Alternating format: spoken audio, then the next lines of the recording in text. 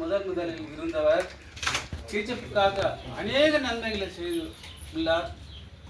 வளர்ந்ததெல்லாம் தமிழகமாக இருந்தாலும் கேஜிஎஃப் மேல் அதிக அக்கறை கொண்டு பாசம் கொண்டு இருந்தார். ஏழைகளுக்கு நல்லது செய்து உள்ளார். இருந்தாலும் அவர் மன கஷ்டத்தோடு அவர் பெங்களூரில் இருந்தபோது இறந்து விட்டார் என்ற செய்தி எங்களுக்கு தெரிந்தது. கேஜிஎஃப்பில் எவ்வளோ ஜனம் இருந்தாலும் கூட அவர் சாவுக்கு யாரும் வரல. குறிப்பிட்ட சொல்லப்போனால் டிஎஸ் மணி, கண்ணன், சௌரியர்கள், இன்னும் சில பேர் மட்டும் வந்தார்கள். சுரேஷ் அவங்க அப்பா எல்லாம் வந்தாங்க. அவங்க சகோதரி, அவங்க பேர் விஜயா, அவங்க வந்து வானொலியில் வந்து செய்தி வாசிக்கிறவங்க. அவங்க கேட்டாங்க, எங்கள் அண்ணனை வந்து எங்கள் அப்பா அம்மா வந்து பொள்ளார் தங்களுக்கு அர்ப்பணம் பண்ணிட்டாங்க, கடைசியாவது இந்த பாடி நாங்கள் எடுத்துன்னு போகிறோம்னு சொல்லிட்டு அவங்க ரிக்வெஸ்ட் பண்ணுறதுனால அந்த பாடி எடுத்துன்னு போயிட்டு, ஆனால் கடைசியில் கூட அந்த அஸ்தியை வந்து இங்கே கேஜிஎஃப் தந்தாங்க கொடுத்தாங்க. ஏன் சொல்கிறேன்னு சொன்னால், அவர் வந்து கேஜிஎஃப் மேலே காட்டிய அன்பு, அவர் கேஜிஎஃப் ஆற்றிய நல்ல ஒரு செயல்னால அது நடந்தது. இன்னொன்று சொல்ல வேண்டுமானால் அவரை பற்றி அநேக சொல்லலாம். அவர் ஸ்டேட் ஒர்க் பண்ணிட்டு இருந்தாங்க. ஸ்டேட் அவர் சௌரிதாசி, வேணு கோவிந்தன் எல்லாம் அவருக்கு வந்து எங்கள் அப்பா தான் ஒரு பாடி கார்டு மாதிரி இருப்பாங்க. போதுகோல் இன்னும் அந்த வீடு இருக்குதுங்க, பழைய ஓட்டு வீட்டில் அந்த தான் வச்சுருந்தாங்க. அந்த வீட்டுக்குலாம் நான் போயிருக்கிறேன்.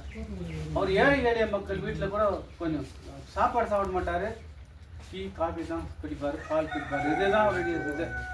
கடைசியில் அவர் செத்துட்டுருக்கிறப்போ நான் சிவராஜ், ஜெய்பீம் சிவராஜ், நான் ராஜேந்திரன், மைசூர்மென்ஸில் இருந்து ஒரு 4 பேர், மொத்தம் 6 பேர் தான் போகணும் கேஜிஎஃப் சார்பாக. இது எங்களுக்கு ஒரு பெருமையாக இது சொல்கிறதுக்கு தான். நான் அவருடைய சவத்தை நான் பார்த்ததுனால தான் நான் சொல்கிறேன். நான் அது வந்து ரெண்டாவது வந்து அறிவு கலைஞன்னு சொல்லிட்டு சாரை சொன்னேன்.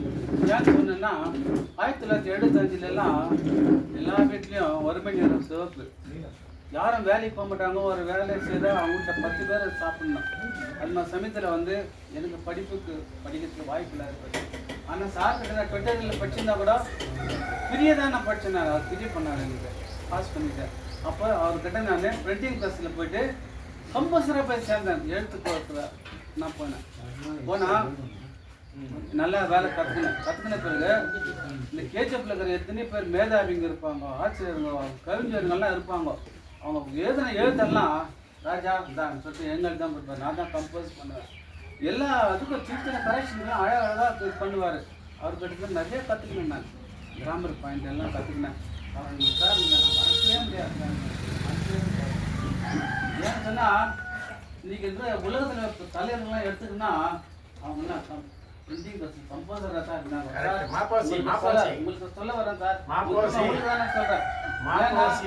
நீங்கள் பிரிண்டிங் ப்ரெஸ்ஸில் வந்து தினகரன் பேப்பரில் இதாக இருக்கிறீங்க, பெரிய ஆளாக இருக்கிறீங்க. பெரிய பெரிய ஆளுங்கெல்லாம் வந்து கம்போசராக தான் இருந்தாங்க. அறிஞர் அண்ணா கூட, ராஜாஜி, மாப்போசி, கலைஞர் இல்லைங்க, கலைஞரில் கம்போசராக பெரிய பெரியெல்லாம் வந்தாங்க. அதனால் சார் வந்து என்ன இவ்வளோ தொலைஞ்சு வருதுன்னா எல்லாருக்கும் ஒரு விழிப்புணர்ச்சி இருக்கணும். கேஜிஎஃப் இவ்வளோ பார்த்தானே பிறந்திருக்கோம், இவ்வளோ பேர் பிறந்திருக்கிறோம். நீங்கள் என்ன நாள் கேஜிஎஃப் டே ஒரு டைம் சொன்னால் சார், கேஜிஎஃப் டேனா கிறிஸ்மஸ் மாதிரி செய்யணும், உங்கள் வீட்டில் பிரியாணி செய்து சாப்பிடுங்க, எல்லாம் நல்ல மாதிரி இருந்தான்னு சொல்லி சொன்னார். என்ன நல்ல மாதிரி இருக்குது? எத்தனை பேர்? 30 பேர் கூட இல்லை, 30 பேர் கூட இல்லை. எதனா ஒரு மீட்டிங் நடந்துட்டு பாரு, உடனே ஜனங்க போறோங்க.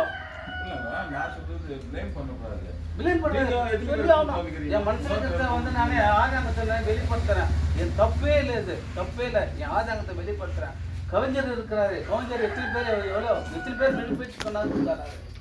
அது போல ஒவ்வொருத்தருக்கும் தெரிஞ்சுக்கணும். நம்ம வந்து மற்றவங்களுக்கு சொல்லணும். ஒரு மீட்டிங் கூப்பிட்றாங்களா, உடனே வரணும். சார் ரொம்ப பெருமைப்படும் சார்.